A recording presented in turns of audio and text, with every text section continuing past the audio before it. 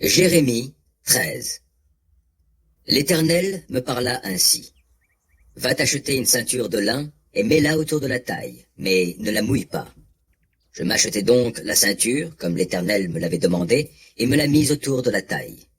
L'Éternel me parla une seconde fois pour me dire, prends la ceinture que tu as achetée et que tu portes à la taille, et mets-toi en route. Va jusqu'au Pérate, et là, enfouis-la dans une fente de rocher.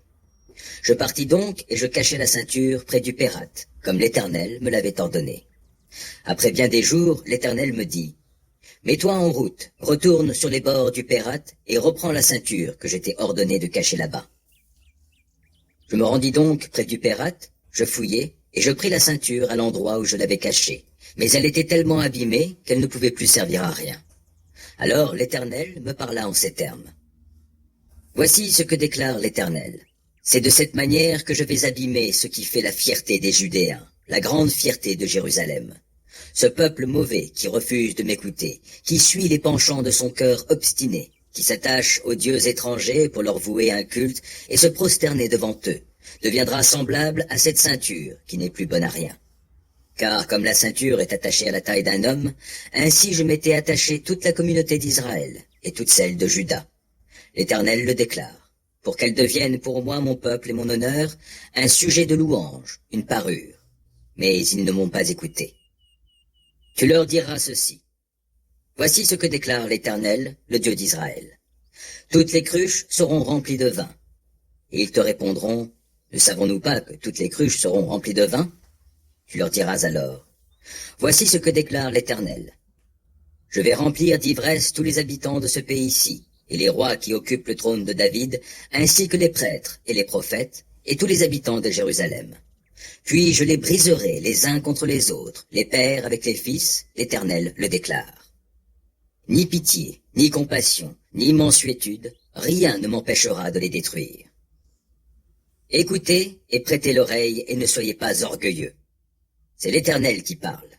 Rendez gloire à l'Éternel votre Dieu, avant qu'il fasse venir les ténèbres et que vos pieds trébuchent sur les montagnes où la nuit est tombée. Vous attendez la lumière. Il la transformera en une obscurité profonde. Oui, il la changera en épaisses ténèbres. Si vous n'écoutez pas, je pleurerai secrètement sur votre orgueil. Je pleurerai à chaudes larmes. Mes yeux ruisselleront de larmes, car le troupeau de l'Éternel va être emmené en captivité. Déclare au roi et à la reine mère. Asseyez-vous bien bas, car le voilà tombé de votre tête, votre superbe diadème. Les villes du Néguev à présent sont fermées, et plus personne n'ouvre leurs portes, car tout Juda est déporté, il est déporté tout entier. Lève les yeux, Jérusalem, regarde ceux qui viennent du nord. Où donc est le troupeau qui t'a été confié, et où sont les brebis qui faisaient ta fierté? Qu'auras-tu à redire quand s'imposeront comme maîtres ceux-mêmes à qui tu as appris à te traiter ainsi? Les douleurs te prendront comme une femme qui enfante. Et si tu te demandes, pourquoi tout cela m'est-il arrivé? Sache que c'est à cause de tes nombreuses fautes que les pans de ta robe ont été relevés et qu'on s'en prend à toi avec violence. Un Éthiopien peut-il changer la couleur de sa peau, un léopard les taches de son pelage? De même, comment pourriez-vous vous mettre à bien agir, vous qui êtes bien entraînés à commettre le mal? Aussi, moi, l'Éternel, je vous disperserai comme des brins de paille dans le vent du désert. Tel est ton lot, le sort que je te fixe, déclare l'Éternel, car tu m'as oublié pour placer ta confiance dans de faux dieux. C'est pourquoi moi aussi je relève ta robe jusque sur ton visage, et l'on verra ta honte. J'ai vu tes adultères et tes hennissements, tes prostitutions exécrables, tes idoles abominables, sur toutes les hauteurs, dans la campagne. Malheur à toi, Jérusalem, tu es impur. Jusque à quand cela va-t-il durer?